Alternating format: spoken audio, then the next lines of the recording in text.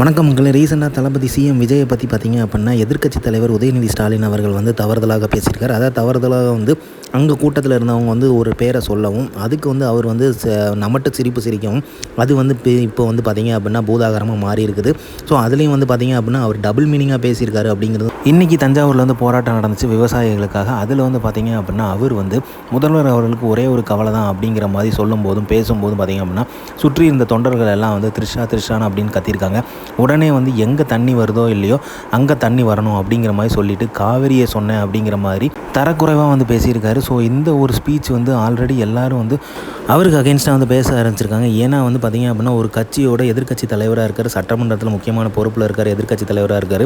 அவர் வந்து சுற்றி இருக்க தொண்டர்கள்லாம் பேசும்போது இதை பற்றி இப்படி நக்கலாக பேசும்போதும் அதை என்கரேஜ் பண்ண விதமாக வந்து நம்மட்டு சிரிக்கணும். அதுக்கப்புறம் பார்த்திங்க அப்படின்னா தரக்குறைவாக வந்து இந்த மாதிரியான பேச்சு வந்து பேசியிருக்கிறதும் வந்து மக்கள்லேருந்து தொண்டர்கள்லேருந்து யாருமே வந்து ஏற்றுக்க முடியாத ஒரு விஷயமாக பார்க்கப்படுது. முக்கியமாக பார்த்திங்க அப்படின்னா இது நேஷனல் மீடியா வரைக்குமே போயிருக்கு. நேஷனல் மீடியாவில் வந்து பார்த்திங்க அப்படின்னா பயங்கரமாக வந்து பேச ஆரம்பிச்சிட்டாங்க இவரை பற்றி. ஸோ அதனால் வந்து இவர் பேசுனது வந்து முழுக்க தவறாக. ஏனென்றால் அப்படிங்கிறது பார்த்திங்க அப்படின்னா ஒரு பெண்ணை வந்து அந்த இடத்துல வந்து இழிவுபடுத்தவோ அங்கே வந்து கொண்டு வர வேண்டிய அவசியமே இல்லை. அதுவும் பார்த்திங்க அப்படின்னா அவங்க வந்து பொலிட்டிக்கலில் இன்வால்வ் ஆகவே இல்லை. அவங்கள வந்து சுற்றி வந்து அதை பற்றி பேசுகிறது வந்து தவறு அப்படிங்கிற மாதிரி சொல்ல ஆரம்பிச்சிட்டாங்க. ஸோ இதை தான் வந்து குறிப்பிட்டிருக்காங்க. வந்து இவங்க எப்போவுமே இப்படி தான் பேசுவாங்க, இதே மாதிரி தான் பேசுவாங்க. மேடை நாகரிகம் அப்படிங்கிறது எங்கேயுமே இவங்களுக்கு இருக்காது அப்படிங்கிறதுமே வந்து அந்த நேஷனல் மீடியாவில் வந்து குறிப்பிட்டிருக்காங்க. ஸோ இது வந்து பார்த்திங்க அப்படின்னா இப்போ வந்து பயங்கரமாக பரவிட்டு இருக்குது. ஸோ தளபதி விஜய் அவர்கள் இதுக்கு எந்த ஒரு ரெஸ்பான்ஸுமே கொடுக்க மாட்டார், அது நமக்கு தெரிஞ்சது தான். ஆனால் என்ன அப்படின்னா வருகிற சட்டமன்றம் வந்து நடக்க போகுது. ஸோ அதில் வந்து என்ன நடக்க போகுதுன்னு தெரியல.